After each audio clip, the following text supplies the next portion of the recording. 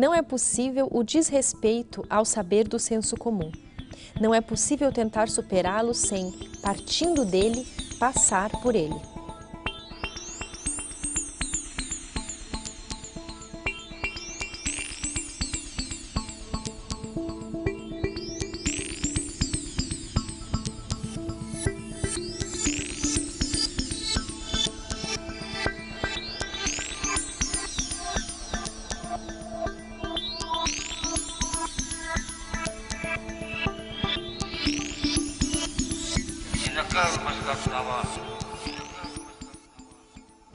Por que a Terra não cai? E o aluno responde: não cai por causa da gravidade. Essa resposta traz implícita uma ideia sobre o que é a gravidade. Quer dizer, o seu aluno usa essa palavra, para ele quer dizer alguma coisa essa gravidade. O que? É o que você tem que descobrir, não é? O que será que ele quer dizer por gravidade? É interessante que num primeiro momento, a utilização da palavra gravidade parece substituir uma resposta, porque mascara o que a pessoa pensa, ou até mesmo impede a pessoa de pensar. Quer dizer, o aluno já ouviu falar que cair está relacionado à gravidade. Então você pergunta alguma coisa para ele que se relacione com cair e ele vai logo respondendo gravidade. Seja lá o que queira dizer essa tal de gravidade. Isso ocorre em situações de ensino, em que o aluno se vê compelido, né, a fornecer uma explicação para um fenômeno. E é um obstáculo para o aprendizado. A gente chama de obstáculo epistemológico, né? Porque impede a busca da causa real, quer dizer, substitui um raciocínio ou uma análise mais complexa de uma situação por uma palavra que parece dizer tudo. Então a gente chama essa classe de obstáculos epistemológicos de obstáculo verbal. Agora, em uma situação de ensino, você pode, usando o recurso do diálogo, fazer com que o aluno confira maior clareza ao seu pensamento. Então, como foi o diálogo que a gente viu no ambiente virtual, pequeno trechinho. Então, dialogar com o pensamento do aluno é importante, porque para os físicos, essa palavra gravidade, ou melhor, a força da gravidade, é um puxão mútuo. Veja, é um conceito difícil, porque é um puxão, ou seja, é uma interação entre duas coisas, uma coisa puxa a outra, e é mútuo. Você não percebe isso, que está puxando a Terra para cima quando leva um tombo? Não é um conceito intuitivo. Além disso, essa força da gravidade pode resultar em um movimento que não é para baixo, seja qual for esse lado de baixo. Certamente, essa não é a ideia que o seu aluno tem. Ele não está usando a palavra gravidade na sua acepção científica. Você tem que descobrir que sentido ele está dando para essa palavra, para você poder ensinar. Esse é o ponto de partida, né? Então, para isso, talvez você queira que ele utilize outros termos para se explicar melhor, outras palavras. Por isso é importante dialogar com ele. No diálogo que a gente viu antes do vídeo, quando o aluno foi levado pela interação com o professor a pensar sobre o que ele disse, ele acabou percebendo que algo não estava bem na explicação. Bom, essa resposta, por causa da gravidade, é uma das possíveis respostas que os alunos dão à pergunta por que a Terra não cai. Existem outras e a gente vai analisar algumas outras agora, procurando descobrir qual é a concepção subjacente à resposta que o aluno deu, ou seja, como é que o mundo físico se comporta na cabeça daquele aluno. Então eu selecionei algumas respostas de alunos e outras pessoas leigas, né, e vou analisar com vocês.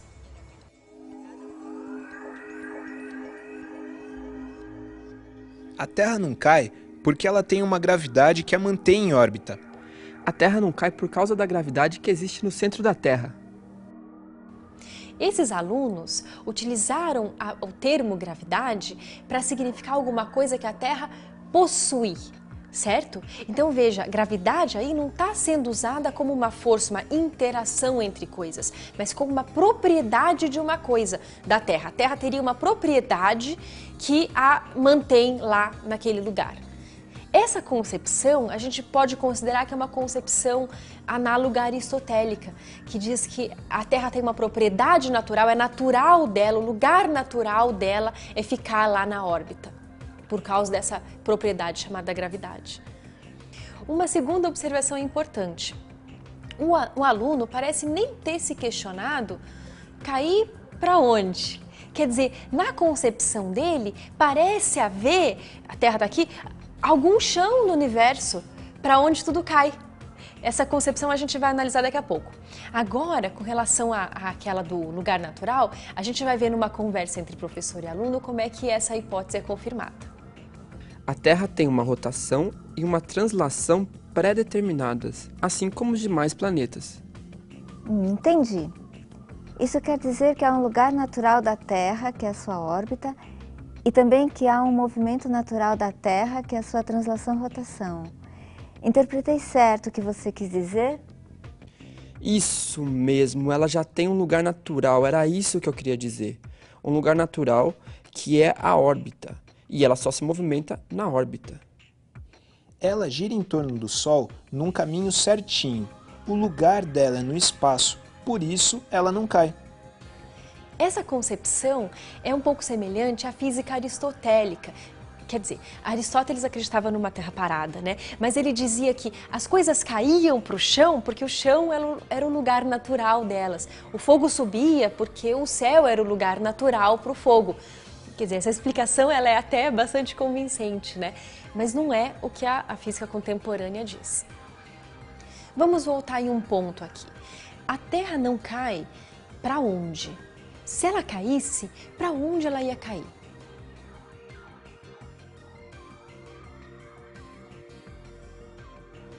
Referencial em física é relacionado a para onde é para cima, para onde é para baixo, para onde é para frente. Sistema referencial tem as direções e tem uma origem.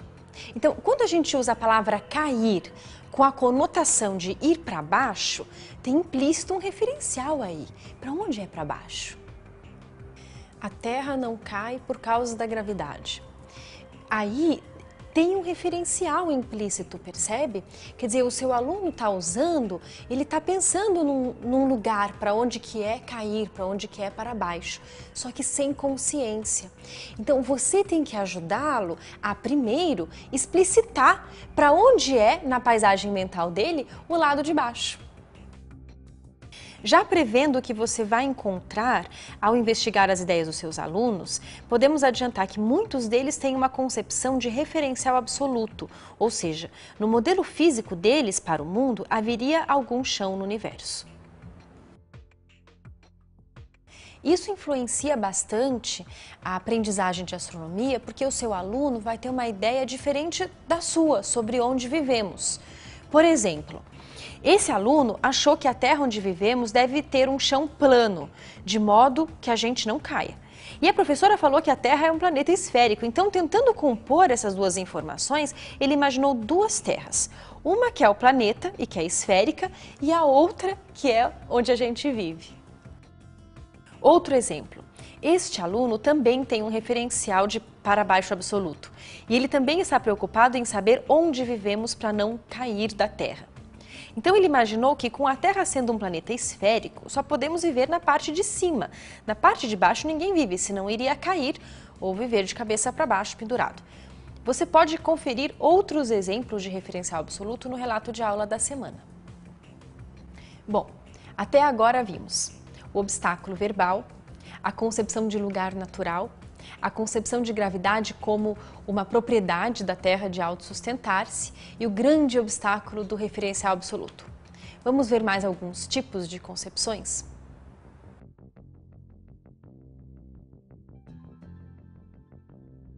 A Terra não cai por causa da gravidade emitida pelo Sol. A Terra não cai por causa da interação gravitacional entre ela e o Sol. Bom, quando eles dizem que a Terra não cai por causa da gravidade emitida pelo Sol, bom, aí a gente tem que analisar. Isso poderia ser uma concepção animista, de que a Terra e o Sol expressariam vontades e necessidades.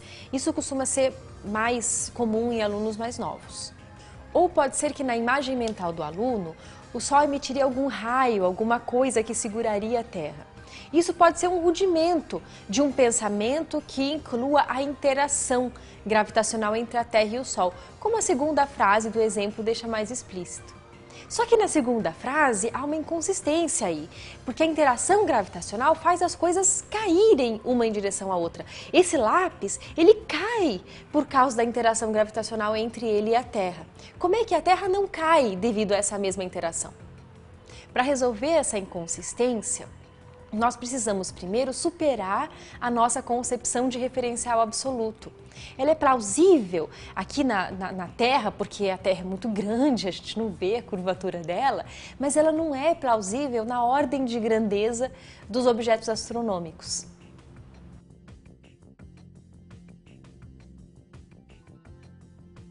As forças que atuam sobre a Terra se equilibram, de modo que a resultante é nula. Essa ideia, ela até seria válida do ponto de vista nosso aqui na Terra, que estamos num referencial não inercial.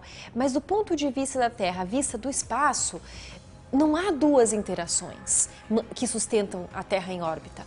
Há a força gravitacional entre a Terra e o Sol, só. Não há uma repulsão. O que empurraria a Terra? Não tem isso.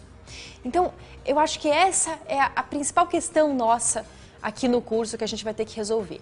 Não há equilíbrio. Há uma força de atração que puxa.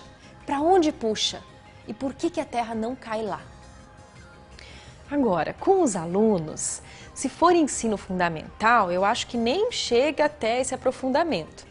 Quer dizer, com os meus, pelo menos, eu chegava até o ponto do referencial. Quer dizer, eu conseguia que eles entendessem que a Terra não cai porque no universo não tem chão. E eu já me considerava satisfeita com isso. Nem entrava nessa discussão sobre a interação gravitacional e tal. Com o ensino médio eu já ia um pouco mais para frente. Mas a grande questão aí é como ensinar. Como fazer para o aluno superar as concepções de senso comum, o lugar natural, o referencial absoluto? Que recursos utilizar? Experimentos, maquetes, filmes, leituras, aula na lousa? Tá te dando frio na barriga?